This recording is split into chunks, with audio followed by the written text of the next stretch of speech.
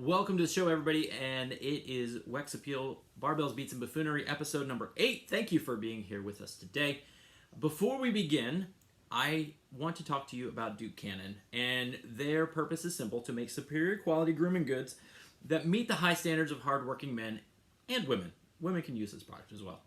It is tested by soldiers, made in the USA. It is an awesome product. I use it myself. Right now, I'm using the Buffalo Trace soap, the bar soap, which is their BABOS, the big ass bar of soap, and it's 3 times larger than any bar of soap you're going to find on the shelf today from anybody else, and it's just made better, smells better, and overall just makes you feel good. I love it. I also use their solid cologne. I have their leather and also their Buffalo Trace cologne. It has a woodsy oak smell, so it smells just absolutely amazing. The wife loves it. I love it. And if the wife loves it, what do I have to say about it? It's for her. They value hardworking family. They value community, bacon, and country. You don't get much more American than that. So that is why I love this product. They also give back to the veterans through the Honor Flight MWTSA, which is the Military Working Dog Team Support Association, Canines for Warriors, and Folds of Honor. So, Duke Cannon, get out there, get to dukecannon.com. Use the promo code BBWEX8, that's BBWEX, and the number 8 to get 10% off your order for this week, for this episode. So use that code BBWEX8 for 10% off of your order. You're going to love it. And they make great gifts, too. You can send them to all your friends, loved ones, relatives, enemies, anybody you want to make them smell amazing. You want to do that today. Get on it, dukecannon.com. My guest today is Sean Woodland.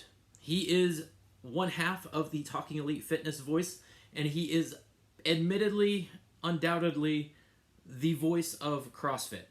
Whether you know CrossFit or not, if you've watched any clips on CrossFit, you've probably heard him. He has given some of the best play-by-play in CrossFit history, whether it be Matt Fraser during the Suicide Sprint, which is the one that sticks out among all history. He has given some of the best, play-by-play that you'll hear, and he's been there for some of the most amazing moments. He is my guest today. We talk about everything from being a brand new father to his band. His band is amazing, and that is Cousin Dale. We're going to talk about that. We talk about sports. He's a huge sports fan, like myself. We talk about, living here in Florida. We talk about everything. So it is a great interview. I hope you enjoy it. Even if you're not a big CrossFit fan, you're going to get a lot from this one. It's just a great episode. And I'm a little biased because it's my episode and I'm getting to interview him. But he's just a great dude. So you definitely want to check it out. Before we begin that interview, I just wanted to preface that we are working through some technical issues as far as our quality when it comes to the video for recording and doing this. He's in California, I was in Florida, and had a little issues with the quality of video and audio. I apologize for that, but we are working towards some solutions. So we should be getting bigger and better every single day. But hey, it's episode number 8, which sounds like a lot, but it's really not when you're considering that we just started out like less than 2 months ago. So thank you for listening. We'll be back in just a moment with Sean Woodland. Okay, well, we are here, ladies and gentlemen. My guest today is Sean Woodland, and it's kind of weird being on this side of the microphone because usually I'm watching him on my device, on my phone, or on the TV with Talking Elite Fitness. But we're here. We're sitting here talking, and we're gonna have a good time tonight for sure. I've got a list of things that to drill him with questions. But Sean, how are you doing tonight? I'm doing great, Wex. Thanks for having me, man. This is awesome. Got to nerd out a little bit beforehand, so about the great memorabilia you have there hanging in your office. So this is going to be great. I'm ready to rock. Oh yeah, I like to set up my office as my little cave. So I mean, the podcast is Barbells, Beats, and Buffoonery. So I kind of go a little bit on the buffoonery with the little bit different design things up there. So I have fun with it, and I've got like medals and stuff of mud runs and 5Ks and things I certainly didn't win, but at least finished. So didn't one way, shape, or form. Yeah. Like I did my one half marathon. They gave me the medal, and I was like, awesome. I never have to do this ever again. I'm done. So So man, I've got so many things here, to go over. But first of all, I haven't really, we've talked back and forth on Instagram, but I haven't formally got to welcome you to the Fathers Club. Well, thank you. Max is awesome. I see you posting on Instagram and things like that. We had our fourth, which. Oh, wow. You're way ahead of me. All right. Yeah, don't ever. Me and my wife were having a conversation yesterday. It's like, I can't imagine what it would be like without him. Mm-hmm. But at the same time, man, life has been tough. Mm-hmm. I don't know if you listen to Jim Gaffigan at all. Yes. But he said, what's it like having, Mm-hmm. I don't know how many kids he has, but he's like, it's like swimming across a lake and someone hands you a baby. Yeah, it's like you're drowning and someone throws you a baby. Yes, that's exactly what 4 kids feels like. But how's it going? How's father life? You're eating it up. Yeah, it's good, man. Yeah, I'm it's funny because I think that early on when my wife was still pregnant, I was talking to a friend of mine who has 2 kids, and he was saying how he's like, you're not a dad yet. Your wife is a mom. And that made a lot of sense because I was really worried about, am I going to love him the way I need to? Am I going to be a good dad? Am I going to be into this? I had a lot of I don't know if I'm going to be any good. And the second he was born, there's this, everyone talks about it. There's this feeling that you just get when you see your kid for the first time. And I definitely felt that. And you try to describe it to people and you have to kind of experience it. And I experienced it and I was like, okay, I get it. And it's been full of challenges. My wife has been a rock star because Max is a super piggy eater. He won't take a bottle. So he's got to get it straight from the source, which means I'm off the hook a lot at night, which is good. But unfortunately, for my wife, it means that she's not getting the sleep that she needs, but she's soldiering through. But it puts a lot, I know you probably know this too. It puts a lot of stuff in perspective, changes your priorities. You're not as concerned about just like little things anymore. I used to really worry about, I gotta get my workout in, I gotta get this, and now I'm like, I can do that tomorrow. Like I gotta spend time with the kid now. So it's been a really good lesson for me, I think, as far as just being able to sort of slow down, because I'm not someone who just sits and does nothing well. To slow down and sort of just focus on the now and be present. So that's awesome. And I felt the same way when we had our first child. It was like, I've never met somebody that immediately I knew I would do anything. Yeah. Like I'll jump in front of a speeding truck.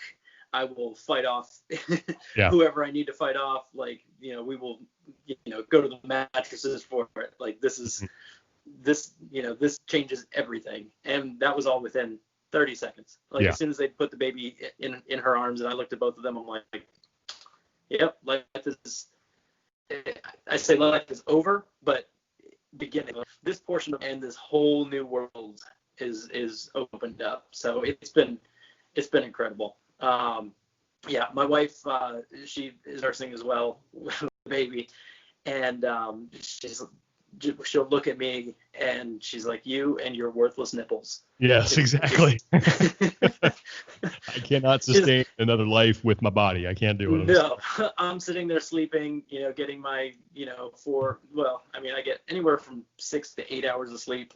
I'm way down on the Whoop score for sleep and recovery. I will never be on your podium. Oh yeah, well, don't worry, I won't be there either. I might join you on the low podium. Yeah, I'm pushing for that. But yeah, it's been an interesting transition, and I'm also the 4 a.m. coach. So I get up at 4 a.m. and I'm at the box by 5. Yeah, so I've got a 5 and a 5:30 class that's going. So the sleep is at the minimum.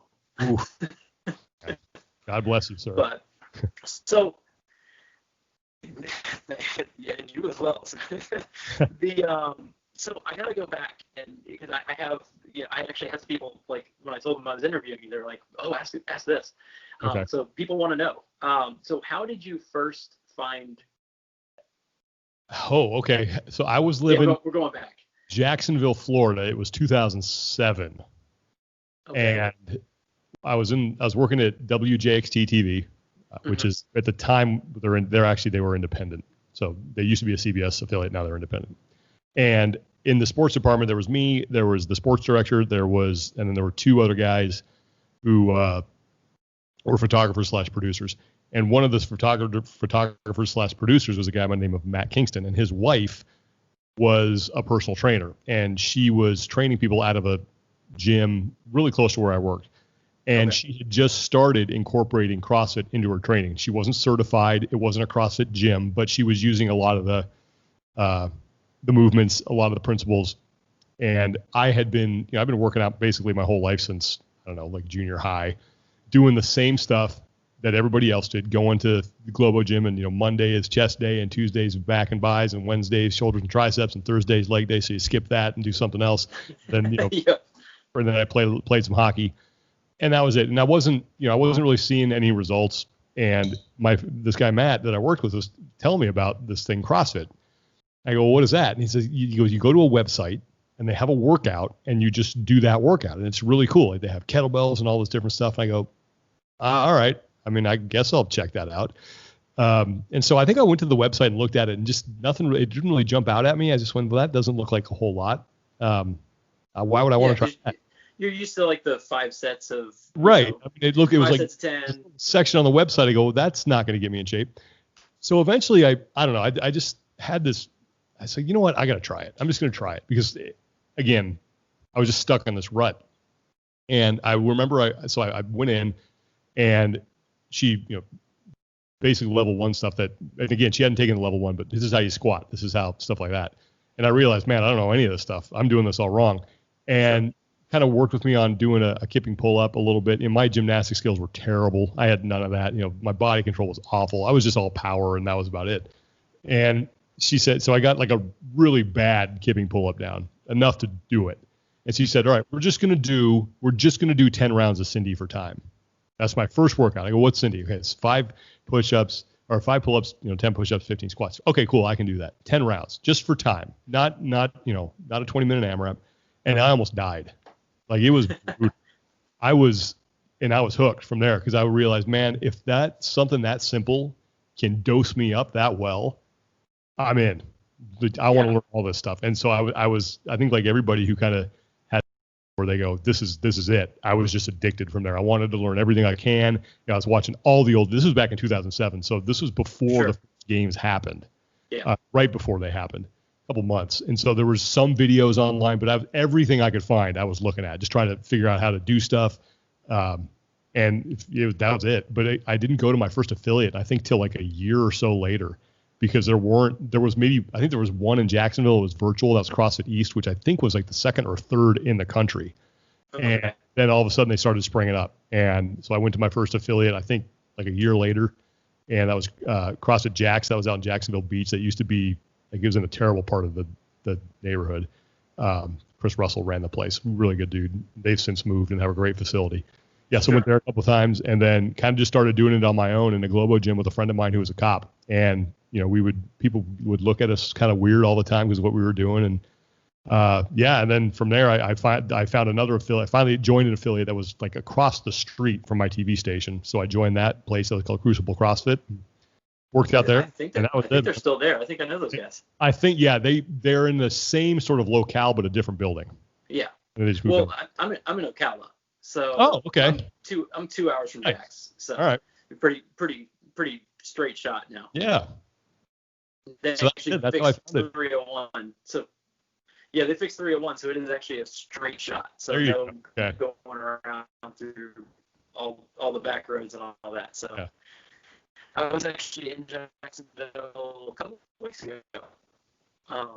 For some things. So yeah. So how did you make the jump then from being a CrossFitter to then? I know you have a background in media, but how did you make the jump from just liking the sport and doing the sport to then becoming, now the voice of the sport, the total jump? It's a sort of long, involved story. So I left Jacksonville in 2010, and I was at a TV at the time. I was working at a PR firm there, advertising firm called the Dalton Agency, great place. Wanted to get back closer to home, which was Sacramento, California. My dad was dealing with some health issues, and I, wanted to be able closer to help them. And I wasn't attached to Florida anymore, really, because I didn't have the job that I wanted, which was still in TV. So I moved back to, I through a weird confluence of events, I found another PR agency that was hiring in their office out in Sacramento. Got hired there, moved back to California in 2010, and was still doing CrossFit. Joined a gym by my parents' house, where I actually met my wife, which is pretty cool. And awesome. Yeah, so I was still doing some TV stuff. I would freelance every now and then for like Comcast Sportsnet Bay Area. I would go cover like the Stanford football spring game when Andrew Luck was there. I covered I covered one of their games when they played UCLA. I did like an A's game for them, like a reporter thing. So I still had a toe in it. Sure. And knew that I wanted to, it was my passion. I eventually wanted to get back in it, but I wanted to do it for the right thing. Yeah. So I was doing the PR kind of marketing thing for a while. And then the 2011 games rolled around. I went as a fan. And this is a funny story too. I was with a friend of mine by the name of Brandon Jebbins, who was actually my college roommate. And the two of us reconnected via CrossFit. And we were at the games, and he was going to Bill Grundler's gym, CrossFit Inferno at the time. So Brandon and I were walking behind the tennis stadium where the broadcast booth is, and Bill comes walking out, and Brandon says, "Hey, Bill," and I'm just standing there. I don't know who Bill is, and so Brandon introduced me to Bill. Oh wow! And I didn't know at the time, what that would lead to, but so we get into our seats in the tennis stadium, and I'm looking around, and I think it was right before the Killer Cage event. There were like cameras, and Miranda and Roe were on the floor with ESPN mics, and this light bulb went off in my head, and I went, this is it. I got to get involved in this. Like, they have a media department? What the hell? I got to find out about this. So I went home, and that was in August of 2011, and I fired off this random email to media@crossfit.com, I think it was, and just explained who I was, explained my background, said I'd love to get involved, and then didn't hear anything. February 2012 rolls around, and I'm still going to the gym, CrossFit Stomping Ground in Fair Oaks, California. And the owner at the time was a guy by the name of Jake Neubauer. And he said to me, he goes, "Hey, there's a level 1 coming through Reno. If you want to go, I'll pay half and then you can coach." I said, "Sweet, I'm in. I'll do it." Oh, wow. Yeah. So I went to the level 1. This was in February of 2012. And Pat Sherwood was one of the instructors. And Dave Eubanks as well, who's now a good friend of mine. So Pat was just milling around, I think, at a break. And at the time, he was doing a lot of media stuff. So I like, should I go talk to this guy? And I said, you know what? Yeah, I'm not, what's he going to say? Get out of here, idiot. And then whatever, then I'm done. But if I don't say anything, I'm going to regret it. So I went up to Pat and I introduced myself. Super nice. I told him that, I was wondering how I got involved in media, and told him what I did. And Pat said, "You know what? Send me your information and I'll pass it along." And I kind of thought he was blowing me off at the time, but to his credit, he did. Like, he forwarded my stuff on, which so I owe him a lot. So I didn't hear anything. Like, that was February. Didn't hear back from anybody. And then April of 2012 rolls around, and it was right before regionals. And if people who've been following the sport for a while, that was back when they had like 17 of them. Yeah. 17 regional competitions. And they were going to be on ESPN in 2012, on ESPN 3. And they were going to use the Central East Regional as sort of a practice run for their coverage, because it had, Owning was there, and I think Dan Bailey and Marcus Hendren was there. They had some big names. It was stacked. Julie Fouché was there. So I remember I'm sitting at my desk at work, and I get a call on my cell phone, and it's from a Las Vegas number. I go, I have no idea who this is. So I pick it up, I answer because it might be one of our clients. I didn't know. Sure. And it was Rory McKernan. Oh. And he's like, "Hey, Sean, it's Rory McKernan from CrossFit. How you doing?" I'm like, "Good. How are you?" And I get up and bolt out the side door because I don't want to have this conversation in front of everybody that I work with. Did you know who Ro was at the time? Yeah. Okay. So I watched, I was watching all the update shows and all the videos. I was really into it. And so long story short, he says, "Hey, we're putting together a media team." First of all, he says, "I got your email back in August. I've been wanting to contact you. We just haven't had an opportunity. And Pat sent me your stuff as well."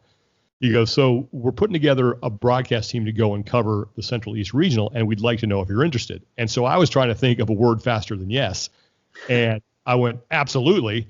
And he goes, "We need to have someone who can do play-by-play for the women." I said, "Fine, I'll do whatever. I don't care." Yeah. And so, they flew me out to Columbus to do that on a weekend. I got it cleared with my work. And I showed up, and I was the only guy that they had who kind of had a foot in both worlds, because at the time they were taking and trying to turn them into broadcasters. I was the only guy who had broadcast experience, but also knew CrossFit. So I remember I called all the women's events with Tanya Wagner, and they really liked it. They liked what I did. And so they had me help out with their regional coverage for that year, which was insane, because they were cutting, they would shoot these highlight videos of every event from every regional, and then they would edit them. They would voice them, edit them, and put them up on the website. It was just a fire hose of information. So I helped out with that. I was at HQ every week for, I don't know, 5 weeks. I think regionals lasted. And then the games rolled around, and they called me. They said, "Do you want to do it?" I said, "Hell yeah, I want to do it." And so I still wasn't full time. Yeah. So I did the games for them in 2012. And then helped with the post-game shows, and this was all freelance stuff. Later that year, that's October, I think. And then January of 2013 is when they hired me full-time. So that's awesome. And then the rest is the rest is history. I mean, we've kind of followed along from there. It's funny that you say that about CrossFit. So I kind of got into CrossFit a little bit differently. I'm a DJ, so I DJ on the side. So I do weddings, events, parties, nightclubs. I've done pretty much anything you can do as far as DJing. And by some weird turn of events, I ended up DJing a 5K, and CrossFit Zoo, which is where I'm out of, was one of the vendors. They were there, and I actually mispronounced the owner's name. And she came up to me and talked to me, and we started talking back and forth. And at the time, I had heard all these horror stories of CrossFit. It's if you do CrossFit, you're going to get injured, you're going to get hurt. They're just flipping tires all willy-nilly, just throwing things around in no form or anything. And so I was a little bit hesitant with all that, but they ended up inviting me to DJ one of the events that they were hosting, which is the Reindeer Rumble, which is actually going on in 3 weeks. We're doing the eighth Reindeer Rumble, but this was probably 5 or 6 years ago, probably about 5, maybe 6 years ago. And they invited me to come do it, and I showed up, I watched the competition. I'm like, well, this is kind of cool. And my for DJing and emceeing the competition was a 3-month membership to the gym. And I'm like, all right, I'll try it, and done. I was in. I can't tell you what my first workout was, but I know I was like, this is the most amazing thing ever. And now I'm an L1. I'm the head coach at CrossFit Zoo, and I mean the rest is history. Now I'm doing a podcast that falls into fitness and music and all sorts of different things. So it's definitely a love of the sport, because you get in and it's a community. It's so much, there's so much, but so I've got to go, and I told you I was going to go way back. You posted a video on I believe on your Facebook, and I'm like, what is this all about? It was a band by the name of Cousin Dale. So I went down a little rabbit hole, and so I guess the page for Cousin Dale just started up on YouTube 3 months ago. That's probably true. So I do know that they only have one subscriber. That's this guy. All right. I take credit for getting our only subscriber. Exactly. I'm the one subscriber on there, but I'm going through and so I'm watching, and there was so much that I didn't know. I'm like, okay, what's going on here? Okay. The first video I watched was I think just last year. It was 2019. Yeah. So you were, obviously I could tell, it was you, and you were with the band and everything. And then I went back to one of the 96. Oh yeah. And I'm like, I can't tell if that's Sean or not. Hair. What's up with that? You had hair. The video quality was sketchy at best. VHS. But then, they did the whole breakdown where they introduced everybody. I'm like, oh my God. Yeah. It's unsettling. Well, so you've been in this band for 25 years. On and off, yeah. On and off. Mm-hmm. So I was going to ask, like, where, like, how did that start, and how has that been hidden for so long in the CrossFit community? So that started in college when I went to San Francisco State, and I was in the broadcasting department. I started out as a film major, couldn't stand everybody. Like, I just looked around me in the film department, and I was like, I can't be around these people. This is not my crew. Yeah.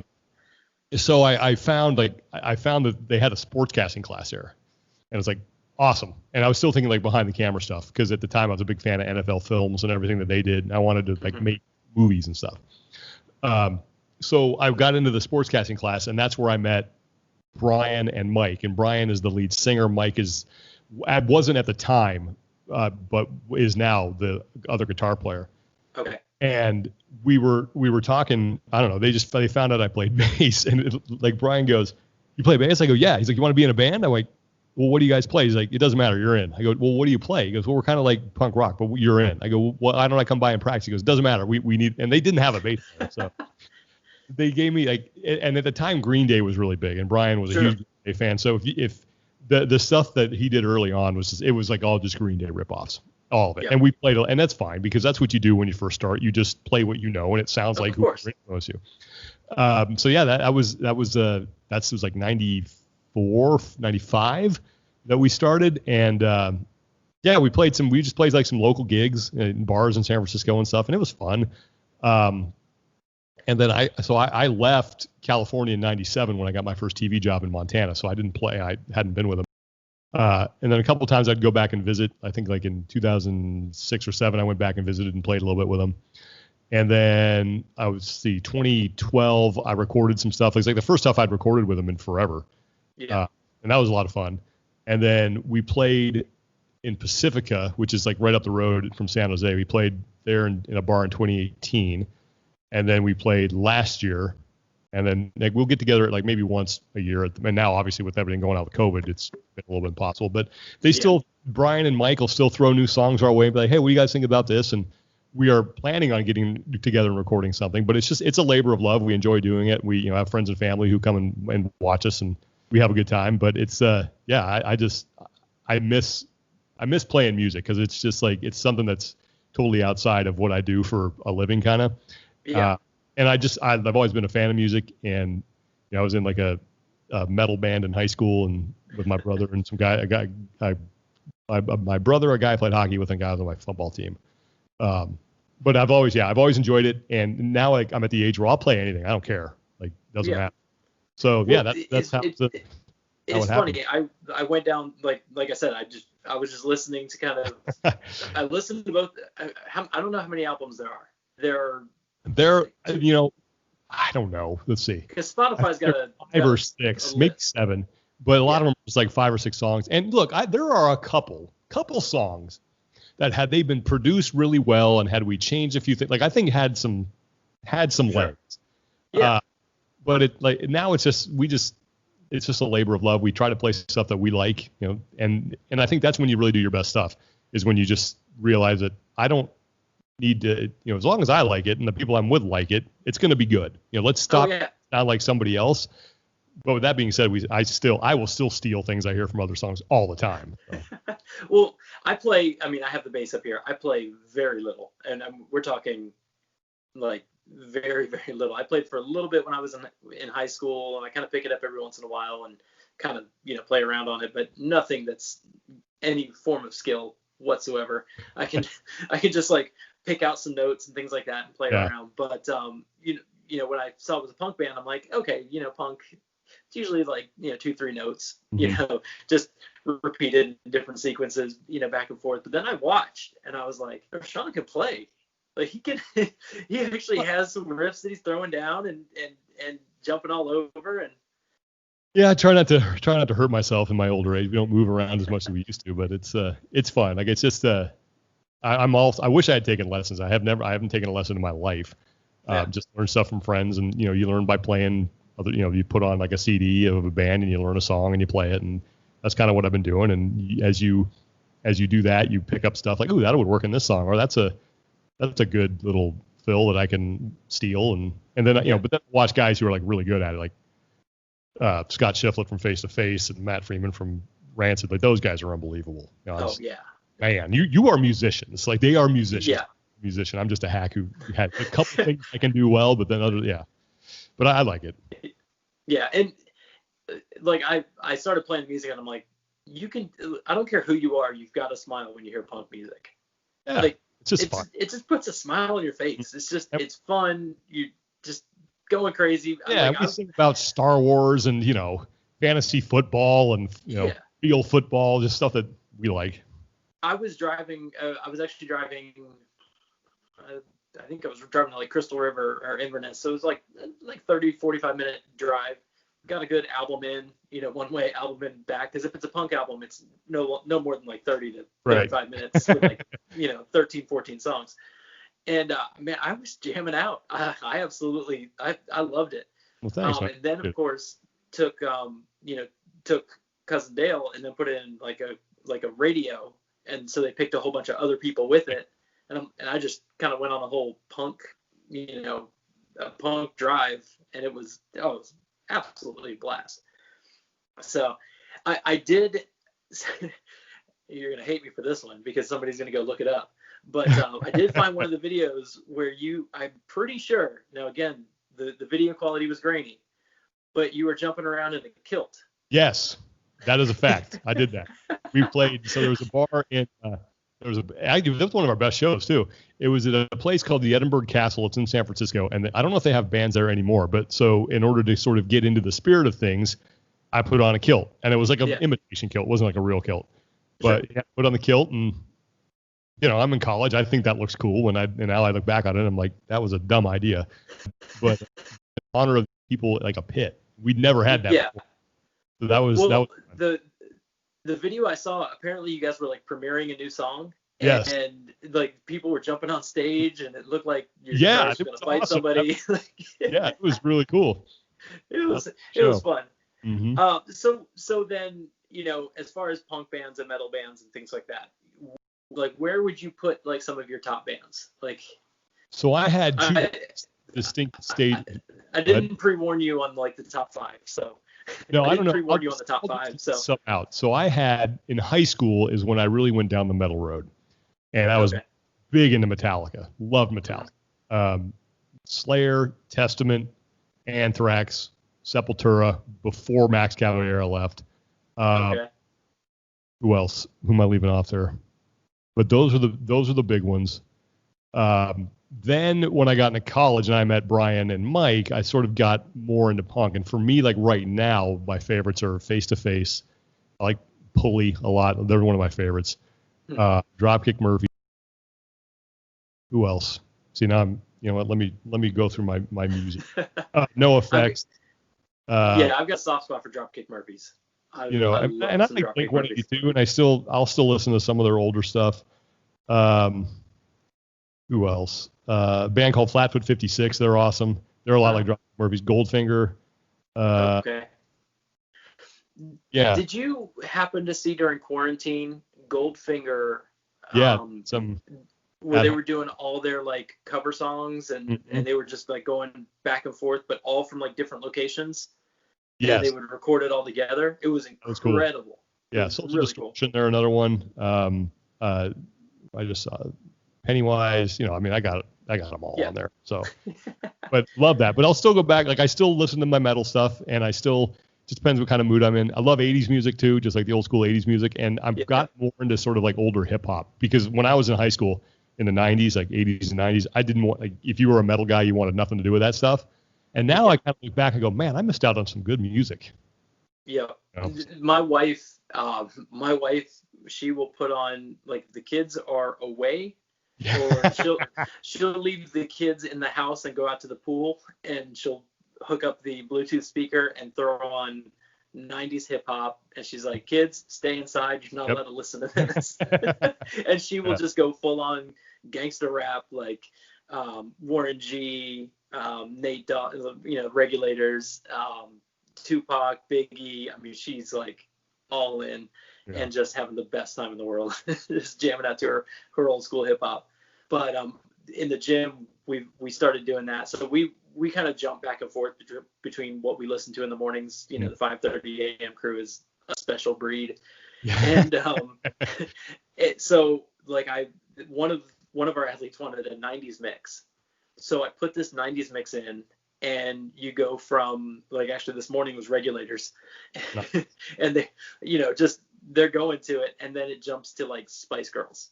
It's like, oh, that's a hard turn right there. Yeah. And then of course the one girl is just like dancing to it. I'm like, no, you're supposed to be deadlifting right now. Like we need something else.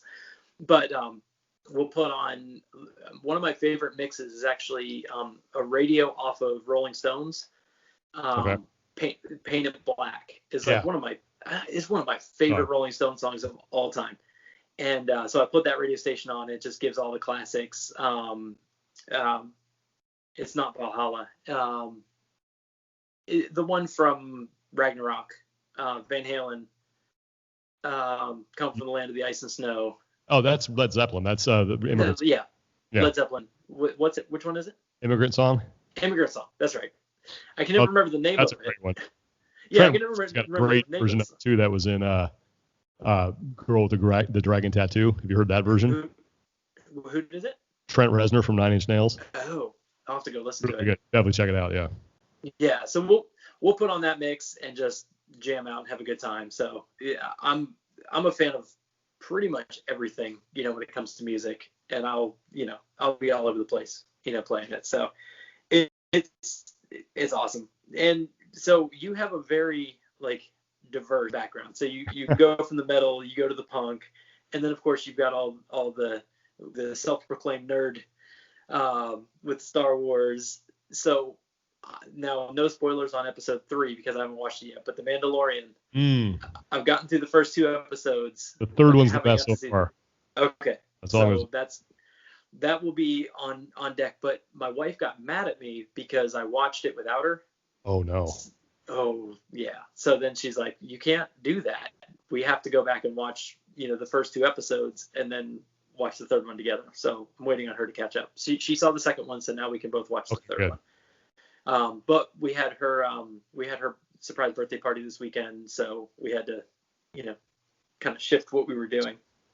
But so what are some of the things that, kind of shifting back to the CrossFit, you know, obviously anybody who's listened to you on, you know, Talking Elite Fitness and the CrossFit Games, and if you're listening to this and you haven't gone and listened to the Eric Roza interview, go do that. But what are some things that you personally are looking forward to in the next season, I would say, coming out of this COVID funk?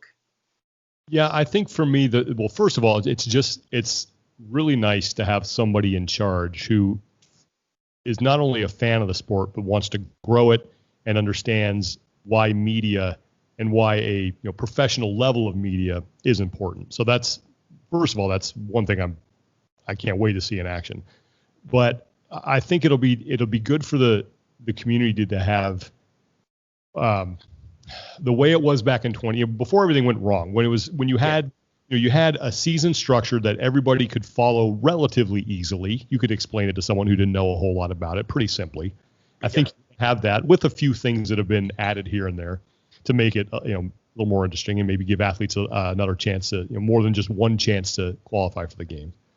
I'm looking forward to having a place where, and I don't know where this would be, whether it's going to be games.crossfit.com or maybe they have a YouTube channel, but where you can go and you can stay up to date on what's going on with the season, like we had with the updates. Now, I don't know if that's, what the plan is, but I'm assuming that there will be some sort of central sort of location where you can go and you can get all the information that you need to be the best fan that you can possibly be.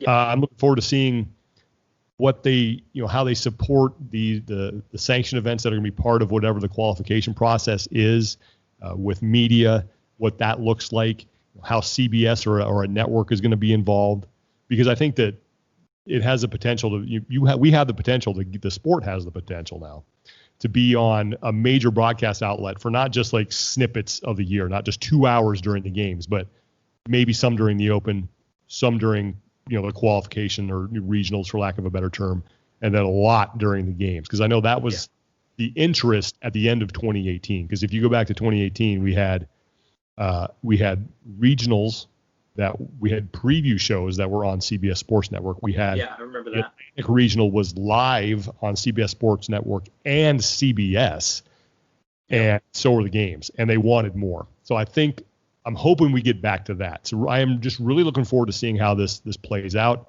and I think that it's going to be good again to like tune into an open announcement and have it the way that most people have expect it to be, not what we've dealt with the past couple of years. Because I think that was a hard blow, I think, for everybody, because after 2018 everything had changed, but it's like, all right, we still have the open announcements, and then they rolled those out, and it wasn't anybody's fault who did them, because they were dealt a bad hand and they did the best they could, and that stuff is not easy. But I think that was the realization where everyone went, oh, this is what it's going to be from now on. So not having that anymore, where the media surrounding all the events is going to be top notch. So I think that's going to be great for everybody. Yeah, I mean, it went from a fully produced show to hey, here's a camcorder. Right. Go nuts. With those people with your little VHS camcorder trying to piece this whole thing together. But I love the direction that it's going. I mean, I was disappointed this year, of course, in the games, just because I couldn't go. I got the luxury of being able to go and volunteer in 2018 and 2019. And then, of course, COVID and the cancellations and all that sort of stuff. But I got to go and do I was actually working. Well, I met you at 2018 in the road tent. I got to say hi to you for a second. Yeah. But I was doing the VIP tours through the entire complex. So we were taking the people from the Madison Club and walking them down North Park, all the way back through the warm-up areas. We would go all the way into the inner sanctum where all the athletes were, and basically telling them, listen, you can't talk to anybody unless they talk to you first. And never fails Noah be shooting something off at us, saying something, just being Noah. Mm-hmm. He was awesome. But we'd walk them through there. We'd walk them through the athlete tunnel into the Alliance Center, right onto the floor, right through the warm-up areas. So, I mean, it was such a cool experience, and I was looking forward to going back and being able to kind of do that again, and, kind of really immerse into CrossFit and into the games, because that had been my first time of really being kind of in the middle of it. 2018, I was in the fan experience, so I was kind of off to the side, didn't see anything, just kind of worked to death over there in the fan experience. Couldn't go anywhere, couldn't see anything, but it was a good time. It was definitely a good time. But the 2019 was just incredible. My wife got to come with me and do it as well. So it was a whole family affair, and then we were all set to do it this year, and all this stuff happened. So I'm looking forward to us, kind of getting back to a sense of normalcy would be fantastic. And I know COVID being what it is now, do they have a time frame as far as when they were going to start rolling things out? Like some sort of expectation? I would say I'm guessing it's going to be in the next month or so. Yeah. I mean, they're going to do it before the new calendar year. And, it's not like COVID goes away once the calendar flips. Yeah. And so I think that they're taking a little more time to sort of come up with the contingency plans of what these events are going to look like in the event that we're still dealing with this stuff, into spring of 2021. And there's a high likelihood we will be. But I think that what's good is that CrossFit knows now how they can run events safely with the restrictions that are in place. And that might mean, fewer people end up going to these things. They might not qualify people out of the open to whatever phase 2 is going to be. But the fact that they are going to be more involved with the events themselves, as far as just helping them run a good event, I think it's very likely that these events are going to happen in some way, shape, or form. And the good news is that if you can't go, you're probably going to be able to watch them on some professional stream. So I don't think we're going to be back to like 100% rolling the way CrossFit needs to be rolling, but I think they can do something that the fans really enjoy, that is that still is a legitimate test of fitness, and that at the end we crown the fittest on earth. Yeah. And I would love to see the teams get back at it. I mean, that was one thing definitely missing this year. You didn't get to see the teams. I mean, Mayhem would have been fantastic to have that all put together and thrown down. But it just chalk it up to 2020. Mm-hmm. It's just been that year. Yeah. Like literally, I saw a meme actually the other day which encapsulated it perfectly. And it was God and the Archangel Michael talking back and forth. And God's like, hey, did you put everything, in place for the 20s? And Michael was like, you mean 20? And God's like, you put all that in 1 year? Oh. He's like, oh, crap. Yeah. That was supposed to be the whole decade worth of just seems plagues like it's a decade. So it encapsulated it perfectly. I was like, what else could possibly go wrong this year? It's just it's one thing after another. But we're starting to get some sense of normalcy as I'm looking at my phone and my fantasy football thing drops down and reminds me that there's games and things to look at. But actually looking at your shirt, looks like you're rocking the Rams. Yes, I am. It's Victory Month, so. They are looking fantastic. I told people at the beginning of the year, man, don't sleep on that defense. The defense is just nasty. Mm-hmm. There are a few other teams that I think are just faking right now. Mm-hmm. I'm over here in Still Florida. Hard to tell. It is hard to tell. I think Miami. Miami could be. Mm-hmm. It's still now. Okay, you were in Florida. Yeah. You never put all your boat in on the Dolphins. Mm-hmm. They will find a way to sink it. Yeah, that's true. No matter what. I kind of think in the NFC though that they should just take away the NFC East's playoff spot. Allocated, yeah. Just, I agree. If you can't get at least to 25%, a 25% winning, there should be a 500 rule. Yeah, I mean we're close to not even getting close to 500 at this point. I think the Eagles are in first and they're 3-5-1. That sounds right, yeah. And it's ridiculous. So just we'll go ahead and take them out, add another wild card, move it over to to a good team, a winning record. We'll go from there. But so the Rams are looking good. I sadly, and I say sadly, but they're doing well this year. I'm a Raider fan. A Raider? So really? I'm on the silver. Yeah. All right. I'm on the silver and black bandwagon in Las Vegas, hoping that it keeps going and that Carr can still steer the ship well. Looking pretty good, man. They give you just enough hope before they, like the Dolphins, before they dash it, pretty badly. I still contest though. They would have won the Super Bowl had they not gone against the Bucs and John Gruden. Had it been any other team that they played, except for the Bucs that year, they would have won. They should have played the Rams in Super Bowl 36 as well, because that tuck rule is still a bunch of. Yeah, it's a bunch of baloney right there. Absolutely, and now we got Brady, in my backyard over here in Tampa. But that's a sensitive subject, the tuck rule. Believe me, it is. But the game, the Raiders versus Bucs Super Bowl, I watched the mic'd up that they played after the game and things like that, and John Lynch was coming off the field saying they didn't change anything, because Gruden was the coach. He's like, they're calling the exact same plays you told us they were going to call. They're using the same words, the same formations. They haven't changed a thing, and that's why they got just murdered. But they had Jerry Rice, Tim Brown, they had Gannon. Mm-hmm. They had, I want to say, they had a good team. They had Kaufman, I believe, in the backfield. I think it was Napoleon Kaufman was in the backfield. He was kind of 1 or 2 years where he was pretty good. Mm-hmm. But they had a solid team.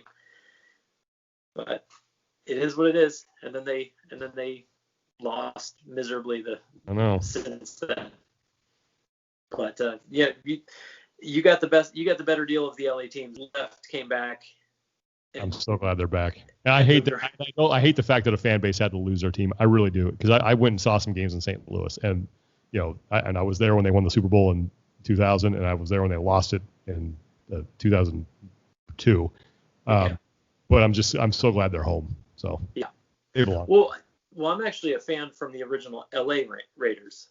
Well, yeah. After they moved the same year the Rams did, right? Yeah. No, they moved to Oakland. They moved from Oakland in 90 or 80. When they moved out of Oakland?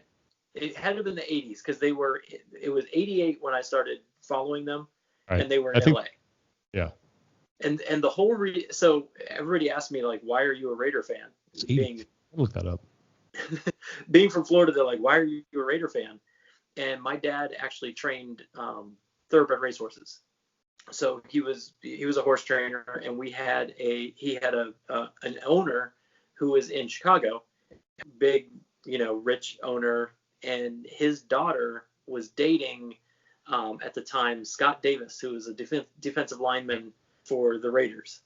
And I met this guy, and I was 8 years old. He was the biggest guy I'd ever met in my entire life. They're huge. Oh yeah, and then he was the one lined up next to Howie Long. Okay. And so everybody watched Howie Long, but he was next to him, and to meet this guy and then be able to go and watch TV and see him on TV playing football, I was hooked. I was like, oh, well, this is my new favorite team. Nice. Some kid from Florida living in Chicago, following the Raiders. Yeah. No, I knew a couple Raider fans who lived in Florida, and they moved in '82 from Oakland. Oh, okay. Yeah, and then they left LA, went back to Oakland, and now they won the Super Bowl in '83, I think it's the Redskins, the Washington football team. Sorry. Oh yes, we don't want to be offensive with history. Yeah. But yeah, I mean, football's back. We almost had the sweep. You took the sweep over to LA with the Tampa. Yeah. So we almost had the sweep. We almost had the NHL and MLB, but you guys took the NBA and MLB. But that being said, I'm not a Tampa Bay fan either. So I'm not a Florida fan, except for the Gators. There a lot of people who grew up there before professional sports got big. There was no Jaguars. Yeah. The Dolphins weren't very good. The Bucks were terrible. So yeah. They are forever referred to as the Succaneers. Yeah. the orange creamsicle uniforms and Yep.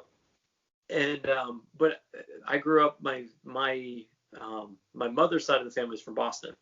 Okay. So I actually ended up being a Red Sox fan. So I'm a Red Sox fan. I'm an Oakland Raider, or now LA, or trying to get all my city straight. Las Vegas Raiders. Basketball, I'm just not really a fan. I guess I'm going to go Magic just because they're the home team, but I'm not a big basketball fan. And then NHL, I'm Florida, so it's kind of hard. I've never played hockey in my life. It's just not something. I don't have any ice rinks here. Yeah, it's not common in Florida. It's getting bigger though. No, it is. No, I mean, we won. How many? We've won 3 titles between Tampa and. I don't think Florida's ever won a Stanley Cup. I think Tampa's won 2. I thought the Panthers won 1. I know they went to the finals one year against the Colorado Avalanche. That was like '96, I think. Yeah, it's been a while, but yeah. So I mean, we got sports. We got sports around here. It's fun. But man, that's pretty much all I got today, man. That's great. I love talking sports and Star Wars and music and all that stuff. Yeah, I mean, it's this whole podcast thing has been. I mean, you guys jumped on the scene, and I think I've actually credited it to you guys that between you and a couple other podcasts that I've was listening to and driving around listening, I'm like, I love this. Yeah. And then a buddy of mine started one, and I asked him, I was like, well, how did you do that? And he told me about Anchor, the app, and I picked it up, and I was like, oh, it's that simple. Okay, I can just go ahead and broadcast. Yeah, it's And crazy this how is easy it is now for people, and it's awesome too because it gives plenty of people a voice to do something fun. Yeah, and this is going to be episode number 8, and actually I talked to Margot Alvarez on Friday, and she says Nice. hello. All right. I told her I was going to be talking to you. She's like, Margot. oh, he's great. She was just an absolute dream. She's amazing. And she's actually been going back and forth with my daughter. My 7-year-old daughter she's a monster. She will get in and do a workout, and she will grind it out. And she's done workouts that full-grown adults weren't finishing. Wow. And yeah, she rode a 5K a couple of weeks back. We did a charity event, and she got on the rower, and I went out and ran, came back, and I'm like, what are you doing? She's like, rowing a 5K. I was like, oh, okay, whatever. How far are you actually going? And I looked at the rower, and it was 4,000 meters. I was like, nice. Good for her, man. That's awesome. Oh, you're doing this. And she actually PR'd her deadlift today at 100 pounds. And There you go. she weighs 53. So she is, yeah, she's a little firecracker. But so her and Margot, ever since Margot was on Titan Games, it just flipped a switch. Like, she would watch her and cheer her on, and she's like, can we go to the gym? Daddy, is there going to be a Titan Games for kids? Because I'm totally going to do it. So it was awesome. I actually got to before we recorded, I had my daughter come in and get to meet her and everything, and she was just great. So nice. It's been awesome, man. This whole podcast experience, I didn't expect it to be the way that it is. Like, it just, like, people, like, you've been very welcoming as far as coming on, and thank you for that. And I have fun talking about all these things, and being able to chat with you on it and kind of dig a little bit deeper into what where you've come from has been awesome. So, man, I appreciate it so much. Oh, my pleasure. Thanks for having me, Wex. Came on the show. No problem. So that's gonna do it for today. And man, thank you so much. Once again, I want to thank Sean Woodland for taking time to be with us on this episode. He didn't have to, and he did, and it was awesome. I had a great time with him, so I want to thank him for being on the show. It was a great interview, a great chat. He's just overall a great guy. So check it out. Go to Talking Elite Fitness. You can find them on all major podcasts as well, similar to us here. And go check out Talking Elite Fitness. Go check out Spotify, Cousin Dale. You won't be disappointed. It is punk rock at its finest. You want to go listen to that as well. Just awesome. We had a great time. As far as the show, got a little house cleaning that we need to do. Not really house cleaning. That's a dumb thing to say. Public service announcements. So here's the thing. If you like the show, what I need you to do is I need you to share it. We're trying to get this out to the masses and get it out to everybody, so that everyone can enjoy some, quality chats with Wex. And I'm a little biased because it's my own show, but I have a YouTube channel, so you can go and search Wex Appeal Barbells, Beats, and Buffoonery on YouTube, and you can watch this interview. You can watch it on on your TV. You can watch it on your phone, tablet, wherever you can watch YouTube. You can also share it on Apple, Spotify, Google Podcasts, Anchor, basically anywhere that podcasts are found. You can find Wex Appeal. So I would appreciate a share, a like. If you're listening to this and you haven't found our Instagram page or our Facebook page, just search on Instagram. It's at Wex Appeal Podcast. So it's WEXAPPEAL PODCAST. So Wex Appeal Podcast on Instagram. Also on Facebook, you can find the page there. And we're doing some different things to try and just get the word out. So I would greatly appreciate it if you could share, like, subscribe. Oh, please go to YouTube and subscribe. We want to get those subscriptions up. And like I said, get the word out. The more people we get listening, the better we can make this show. That being said, I also have a shirt coming out. There's going to be a Wex Appeal Podcast shirt. It's actually a chromo shirt. So if you look at the gold logo that we have currently, flip that around, black with yellow writing and yellow graphics. That shirt is going to be available November 25th. It's only going to be available for 14 days. So we're doing basically like a fundraiser sort of thing to raise funds for the show, to make the show better. So all proceeds go towards upgrading equipment, camera, internet, all those sorts of things that are going to help the show be much, much better. We're working on a Patreon that will hopefully get extra content to you, those who would like to subscribe and support the show a little bit more than just listening. You can help and do that. We've got a support link on the page as well, where you can donate as little as $99 a month up to, I think, $9.99 a month, and that would also go towards upgrading the show as well. So if you want to help out, that would be fantastic. If not, keep listening, keep sharing, and keep telling everybody about it. I want to thank you guys for listening to this episode. That is going to do it for episode number 8. I'm coming back next week with some really, really big news and some big interviews that we have set up. I've had a lot of conversations with some people. 2021 is going to be fantastic. I am super excited about that. We are going to have some big guests on there. Margo Alvarez and Sean Woodland so far have been huge as far as a show this small and done in my office. Thank you to both of them for agreeing to be on the show. And we've got some other big guests outside the realm of CrossFit, going into food, going into wildlife, all sorts of things. I'm super excited. So that's going to do it for today. Share the episode, share the YouTube video, and you guys have a great week. Have a very happy Thanksgiving, which is coming up very, very soon this week. Have a happy Thanksgiving. Go on the page. Tell me what you're thankful for. Let me know. Talk to you soon. Peace.